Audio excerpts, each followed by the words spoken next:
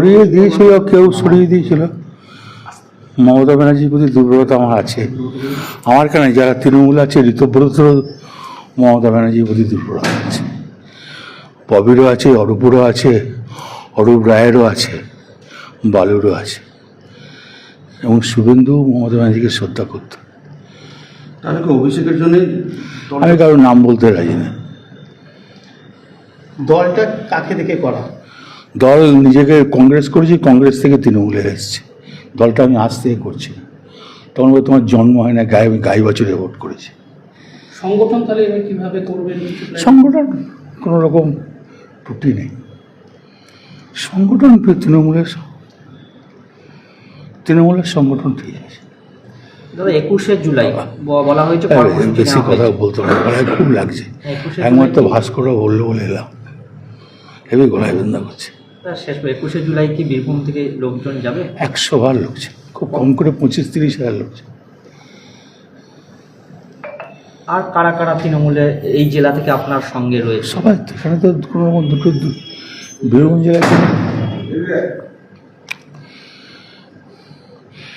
জেলায় তো দুটো গ্রুপ নেই। বীরভূম জেলায় সবাই এক। বীরভূম জেলায় আমি যখন জেলা প্রেসিডেন্ট ছিলাম তখনও সবাই আমার সঙ্গে ছিল, এখনও সবাই মিলে আমার সঙ্গে।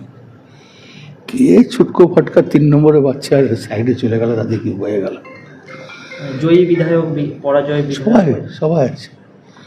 দেখুন, মেন ছিলাম আমি, সুদীপ্ত চাঁদু, পরে মামা যোগ দিল, পরে বিকাশ যোগ দিল, তারপরে গঙ্গাধর যোগ দিল, আর আশিস তাকে দিকেই ছিল। কালকে জেলা সভাপতি ঘোষণা করা হয়েছে, শোনা যাচ্ছে কাজল শেখ সেটা সমর্থন করেছে। আর তোমাদের পয়সা দিতে তোমরা নাম করছো, আমার ওই তোমাদের অত ইন্টারেস্ট। মাসে কত দিত পার মান্থ তোমাদেরকে নিয়ে? না তো নাম করো কেন? চান্দু আছে, বিকাশ আছে, সুইত আছে, তাদের নাম করো না তো? ওদের নাম করো কেন? ওর নাম করো কেন? নিশ্চয় পয়সা দেয় তোমাদেরকে, পয়সা দিয়ে টিভি বলা করে। না বলছি তো, পয়সা দেখে ওই যদি তোমার বলে আজ বোধহয় কন্ট্যাক্ট করেছে যে বারবার কথাটা তুলবি আমার মুখ দিয়ে বার করার জন্য, তার জন্য কত কন্ট্যাক্ট হয়েছে তুমি বলতে পারবে। জেলায় কিন্তু উন্নয়ন অনেকটা স্তব্ধ এই ক্ষমতা পরিবর্তন, সেক্ষেত্রে আপনার ভূমিকা কী হয়? তৃণমূলের যে উন্নয়ন করবে, একটা কথা বলি, বিজেপি যখন বসেছে গদিতে, বিজেপি উন্নয়ন করবে। অন্নপূর্ণা ভাণ্ডার দিচ্ছে, স্বাস্থ্যসাথী যারা আয়ুষ্মান ভবন পাবে না, স্বাস্থ্যসাথী দেবো বলেছে দেবে। দাদা এখনো পর্যন্ত বীরভূম জেলায় প্রতিটি পঞ্চায়েতই কিন্তু তৃণমূলের দখলে, তো সেক্ষেত্রে কি উন্নয়ন?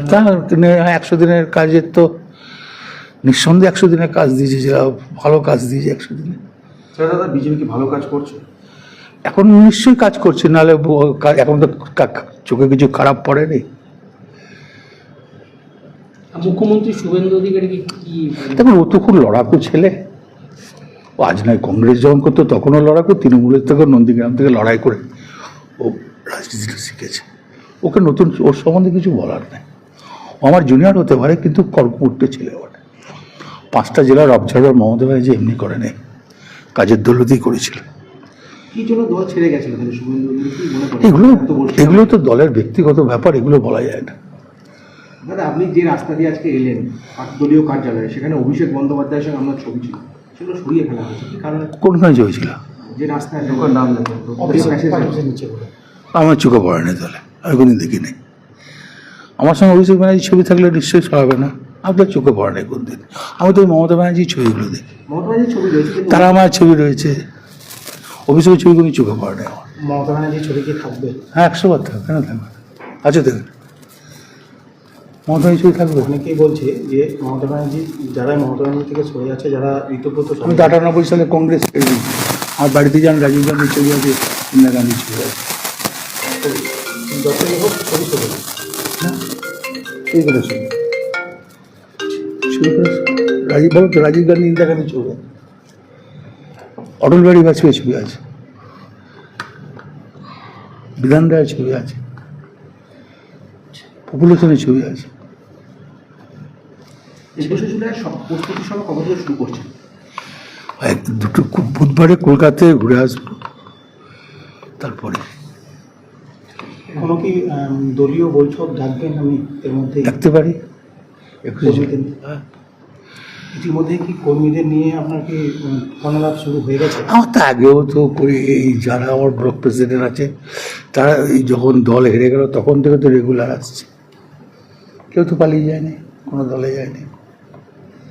তৃণমূলের একাধিক কাউন্সিলর থেকে শুরু করে সবাইকে ডিম ছোড়া হচ্ছে, এইগুলো নিয়ে কি বলবেন? এটা তো যত ছুটবে তত লাভ আমাদের, সাধারণ মানুষ তো ভালো চোখে নিচ্ছে না। এবং সব মিউনিসিপ্যালিটিতে ছুটিয়ে কাজ হবে। এটা কি কাম্য কখনো যে কাউকে ডিম ছোড়া এটা যারা ছুটছে এ পার্টি অফিসে তো ভেসল্যান্ডটা নয়, খাস জমিতে নয়, পিডাব্লিউ জায়গা নয়, এটা ট্রাস্টি পার্টি অফিস। আমি ভদ্রভাবে কেস করি নাই, কেস করলে অনেক কিছু হয়ে যেত। কতটা ব্যথা পেলেন এর আগেও তো আপনি তো? আমি জানি ঘুরে দেবে ব্যথা কি জন্য পাবো। না না, এই ক্ষমতায় দেখুন বারবার ক্ষমতায় আবার বললাম আপনি তো করতে পারতেন এরকম। না, করবো কেন? সাধারণ মানুষ ভালোবাসে, করবো কেন? কেন মানুষের যে যার ইচ্ছা দল করতে পারে, যে যা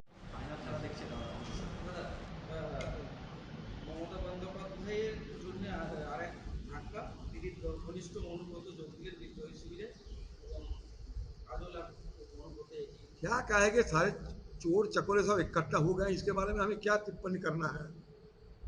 ये नौटंकी चल रहे हैं बंगाल में, और क्या? सारे चोर चकोरे इधर से उधर चले गए, और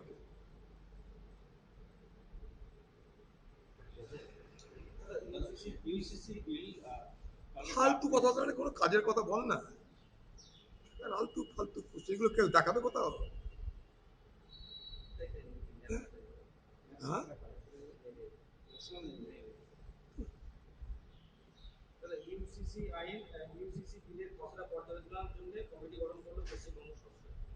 देखिए कल भी मैंने बताया था, आप पहले भी बताया था, एक ही मुद्दे बार बार आप उठा रहे हो।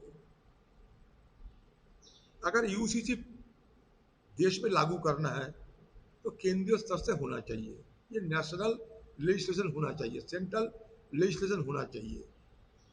बीजेपी शासित एक एक राज्य में यूसीसी लागू करने की ड्राफ्ट या कानून पारित करने की कोशिश किया जा रहा है। हमारी देश विविधता में एकता के देश होते हैं, इसमें हमारे देश की हर वर्ग हर समुदाय की अलग किस्म के तहजीब है, अलग अलग किस्म की उनकी रहन सहन है। ये सारी चीज़ को मद्देनजर सब कुछ करना चाहिए, किसी को ना वंचित होने की कोई असर हो, किसी को ना बुरा लगे, क्योंकि ये यूसीसी ये क्या होते हैं, तो क्रिमिनल लॉ नहीं, सिविल मैटर है। शादी ब्याह इस चीज मुद्दे पे ये है, पर्सनल लॉ जिसको कहते हैं।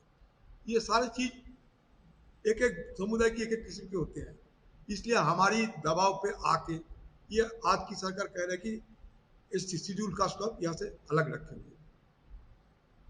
लेकिन मैं ये भी चाहता हूँ कि हमारे देश में और भी बहुत सारे अल्पसंख्यक है, बहुत सारे लोग हैं जिनका अलग बोली है, अलग संस्कृति है, सारे चीज को मद्देनजर यूसीसी पारित करना चाहिए।